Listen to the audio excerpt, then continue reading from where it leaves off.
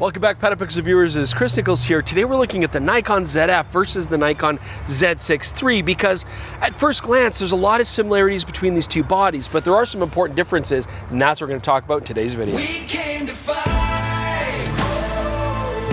But you know what, there's no denying before we get started just how beautiful the Nikon ZF is, those vintage inspired looks.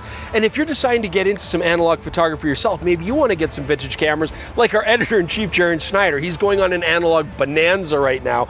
The best place to go, and the place that he's going, is KEH.com. That's because if you're going to buy used equipment on KEH.com, they very clearly label exactly the condition of the cameras, what to expect, and what it comes with. You also know that their expert staff know exactly what to look for when evaluating a camera to make sure that it's in proper working condition. And if you do get a product, but it's just not what you expected or it's not quite the right product for you, KEH.com offers a very generous return policy. And if there's any problems with the camera down the line, most products come with a 180-day warranty. So start your vintage analog bonanza today. Go to KEH.com because we do think they're the best. That's why KEH is PetaPixel's official pre-owned camera gear partner.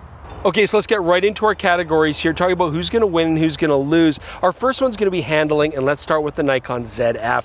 Right off the bat, of course, one of the main selling features of this camera is just the beautiful vintage-inspired retro design of it. And a lot of people are going to dig that. I mean, I love the fact that we've got a threaded cable release. I like that we've got analog shutter speed dial, ISO dial. I mean, you can control this camera in a very classic way, but at the same time, it's quite flexible. If I want to operate this like a more modern mirrorless camera, I have twin command dials still. I can set those up to do things like shutter speed, aperture, and ISO if I want to. And I really love the black and white switch here. I use that a lot when I was reviewing this camera. And I guess my main thing against this camera is just going to be the grip. Now, as it is right now, I actually find it very comfortable. I have no problem with it. I used a lot of cameras that had just this flat grip before, no issues. But if I did want to use this with longer telephoto lenses in a wildlife or sports situation, I'm probably going to want to add on an accessory grip just so I have a better feel on that.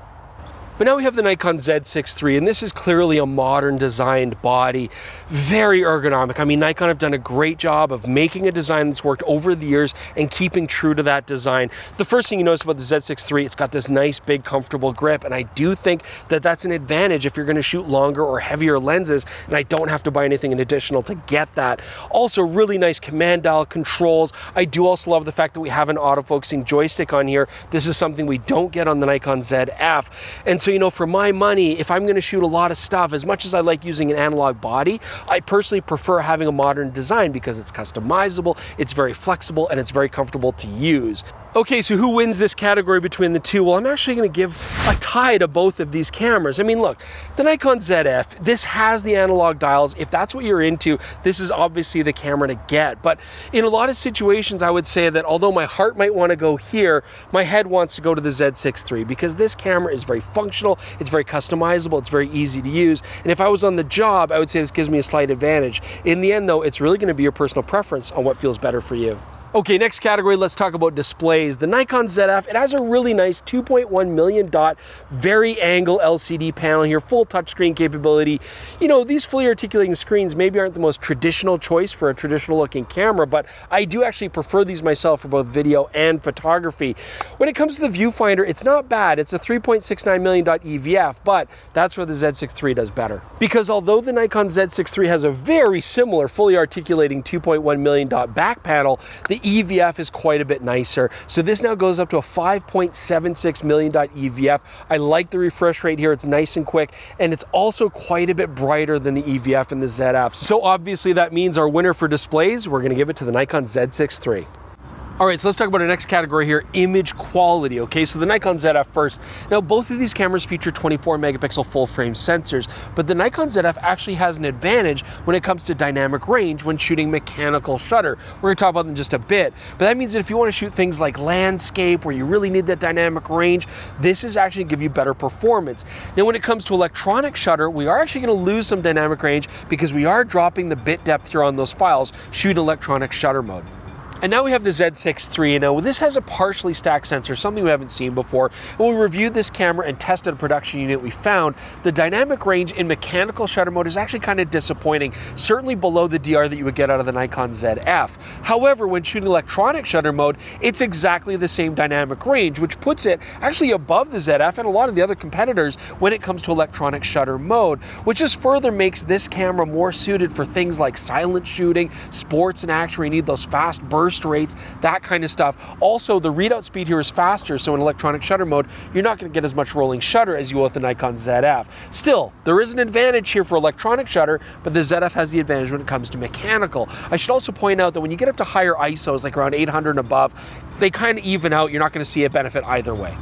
Okay, so who wins? Well, we've already spoken about how the Z6 III does have some advantages when it comes to fast action shooting or you don't want rolling shutter, but in most photographic situations, you're gonna want the most dynamic range possible, and in most situations, you'll be able to fire the mechanical shutter. So I'm gonna give the advantage to the Nikon ZF. Just a slight win for this because of its better dynamic range. Now, speaking of image quality, don't I look nice right now? That's because we're actually filling me with a Westcott L120B COB Light.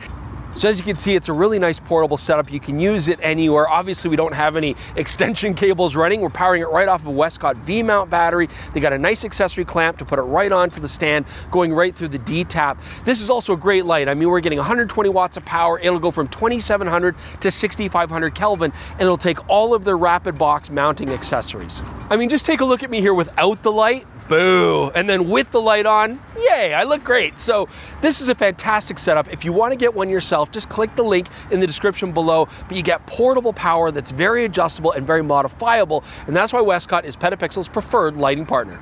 Okay, so next category, let's talk about storage on these cameras. They're actually quite different. So the Nikon ZF first, this uses both a UHS 2-speed SD card slot as well as a micro SD card slot. Now, again, that is kind of a weird choice. When I reviewed this camera, it did seem strange. It is better than nothing, absolutely, but in a professional sense, I wouldn't want to be rocking micro SDs very often just because they are so easy to lose and lose track of. If I do want to back up though, it's nice to have it. Both card slots are going to run at the same speed, so there's no issues there, but there is a better option out there.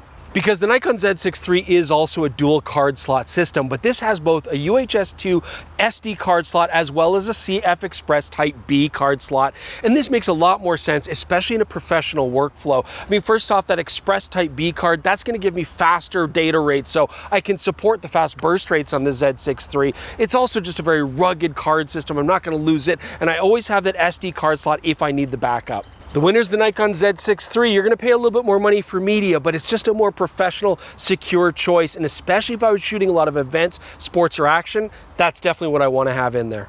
Okay, so let's talk about autofocus performance and burst rates. First thing to point out, these cameras basically have the exact same autofocusing algorithms. They both use 3D tracking for autofocus. So we set them up equally, same lens for both, and we did a running test. Now, Jordan's ankle is still hurt, so he's not running anytime soon, but you know, I tried to do my best with the funny faces.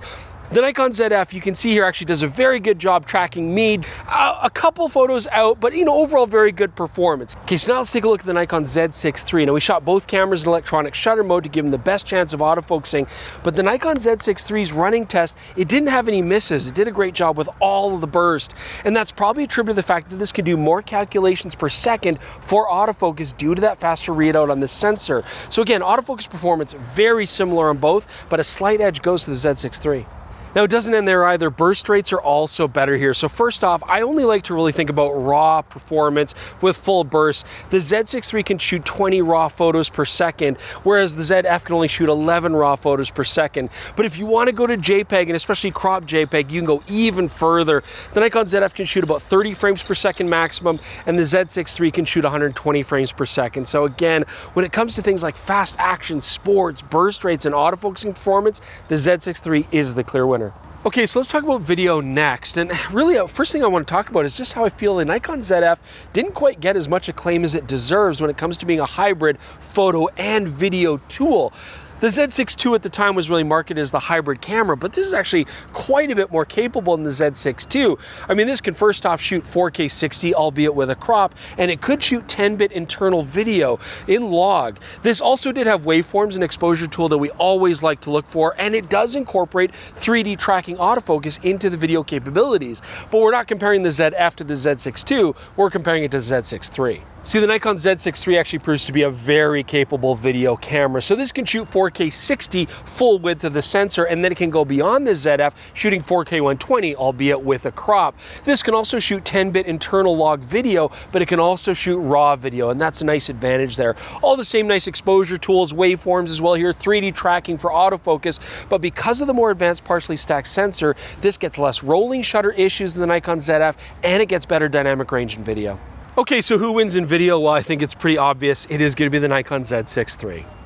All right, guys, so I had fun comparing both of these cameras, and to be honest, there's a lot that's very similar about these. I mean, you know, these do have very similar IBIS units in them. Battery life is effectively the same. It's got the same autofocus algorithms, but I think you can see where the Nikon Z6 III really does start to outperform the Nikon ZF, and that's in terms of things like its burst rates, its card formats, and of course, video. This absolutely dominates. Where the Nikon ZF is going to have its appeal is not only in its vintage handling, but also for overall dynamic range when you don't need to shoot electronic shutter, which is a lot of situations.